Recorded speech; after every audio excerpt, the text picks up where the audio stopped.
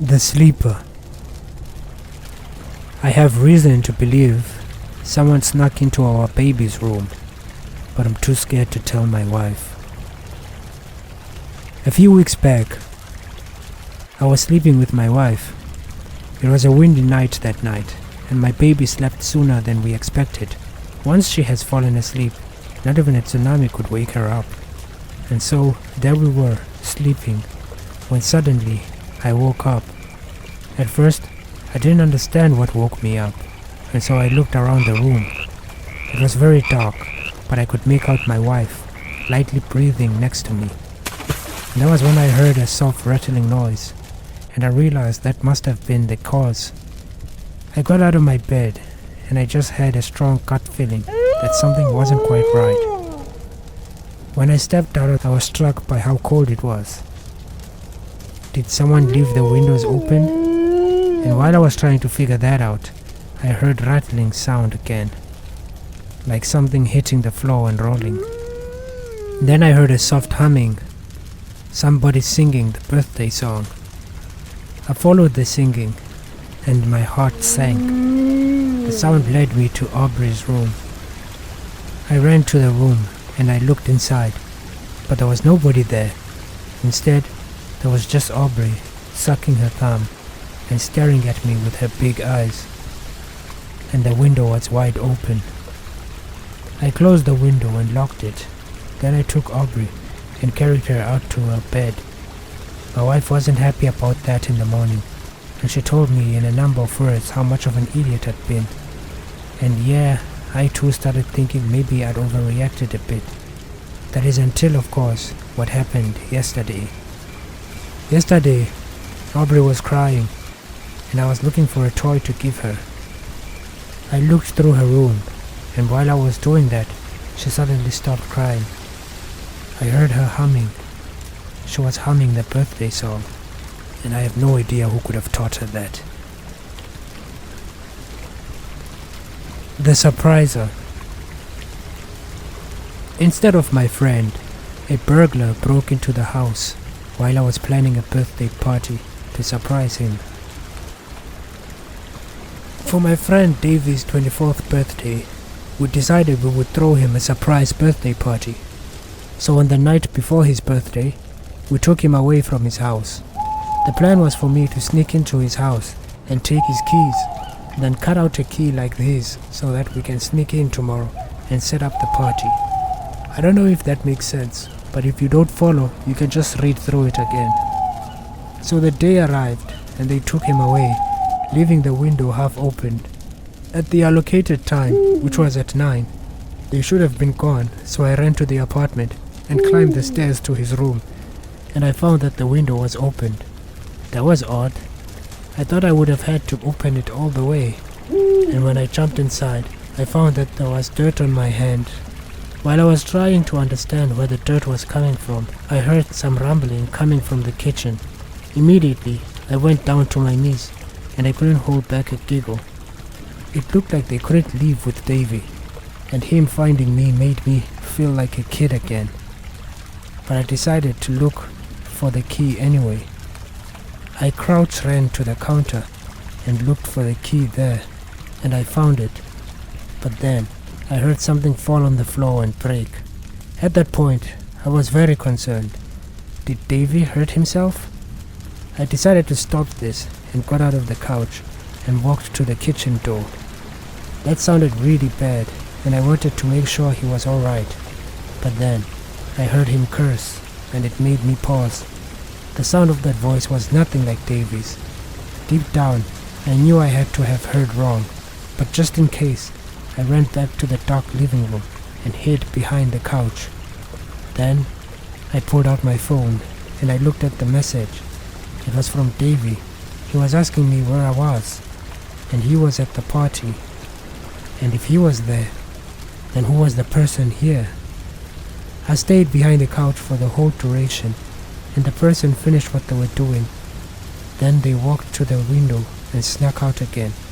When I thought they were far enough, I got up and went to the window to try and see the person properly. I saw them, but unfortunately, they saw me too. The person had turned around to look back at the window, and they must have seen me standing in the dark, and from the look on his face, he was shocked. Probably not as badly as me though. The elusive. A weirdo attended my party, hid in my room, and watched me the whole night when I slept. We threw a party for my 22nd birthday. It was a lot of fun, and they'd invited a lot of people from around the campus. I was really happy to discover how popular I was, since many people came to my party, but I didn't know everybody who had arrived at the place. There were some people whom I would have rather I hadn't have been there though. For example, the guy with the square glasses. Amongst them all, there was a guy. This guy simply stood out from everyone else in the crowd. The guy looked shy at first, because he was standing there all alone and holding on to his cup. But then I noticed that his eyes were traveling around the room. He was leering at all the girls around him, and I could have sworn I saw him try to look up the skirt of one girl.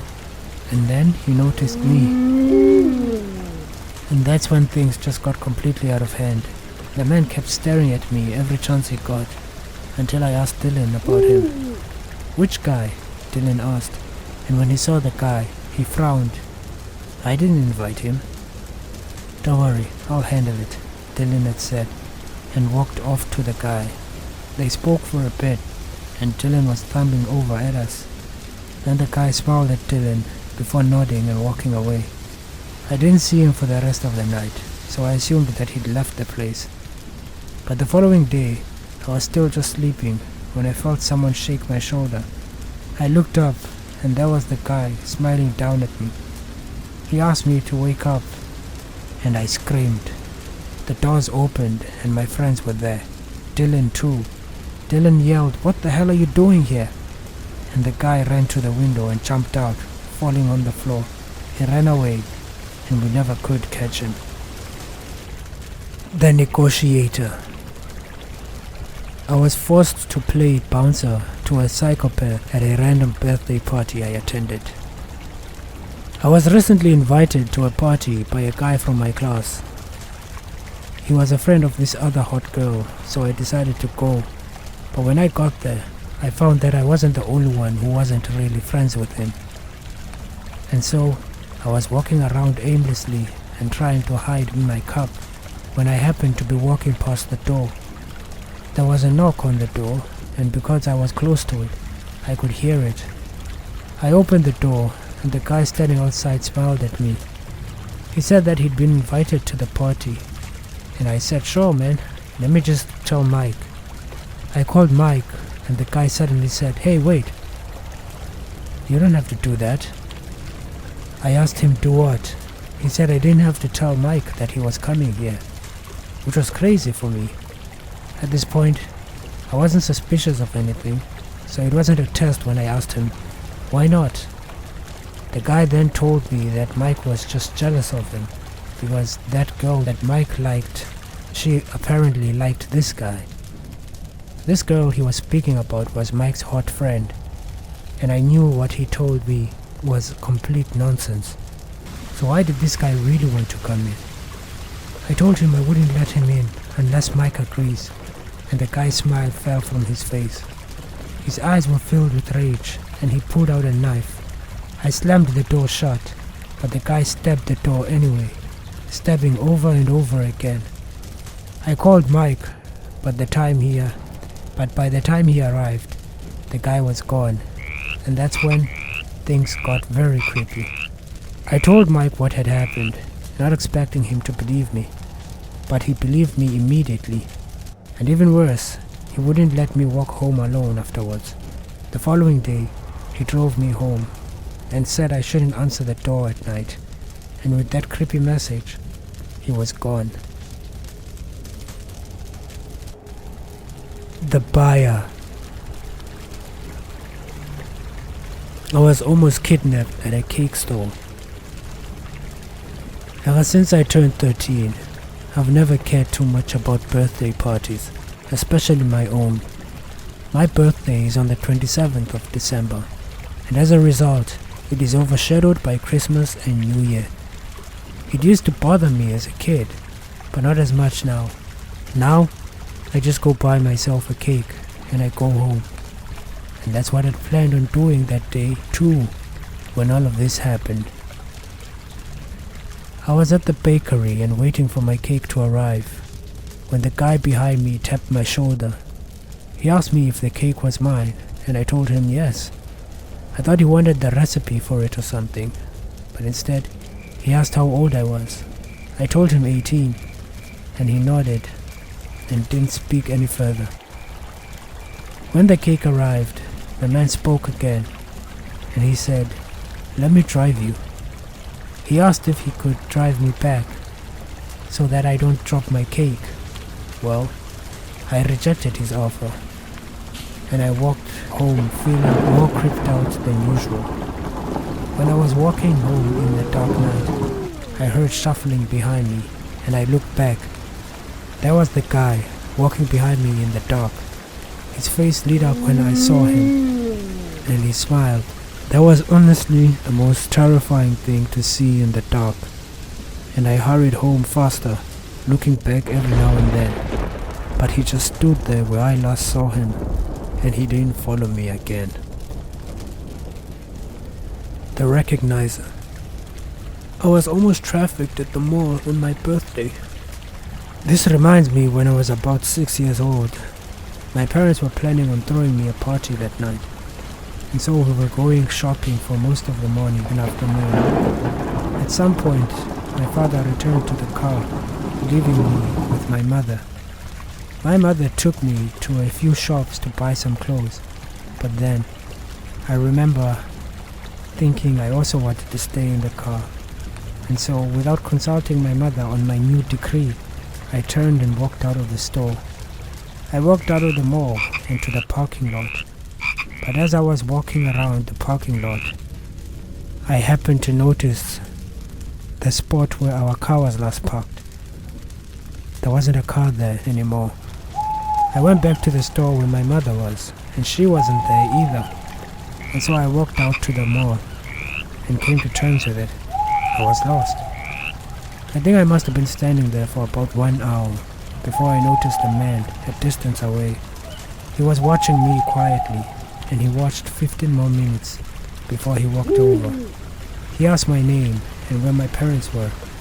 I told him that I was lost, and just then, some woman passing by heard, and she came over and asked if I was lost, and I said yes. I remember so many people surrounded me. One that stood out to me was this couple.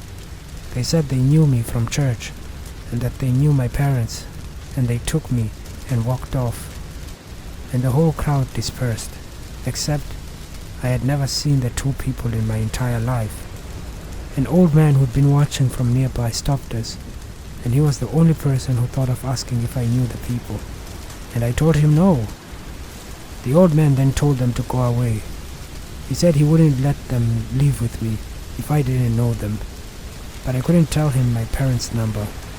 But just then, I heard my mother's voice. She was pushing a trolley a distance away, and she watched us with wide eyes. I ran over to her and hugged her, crying like a rabbit. She said she'd seen the crowd when she was walking by, but thought it was a street performer. When my father heard what happened, he was infuriated. He kept asking my mother how could she lose me, but he too had moved the car, so he wasn't completely in the right here.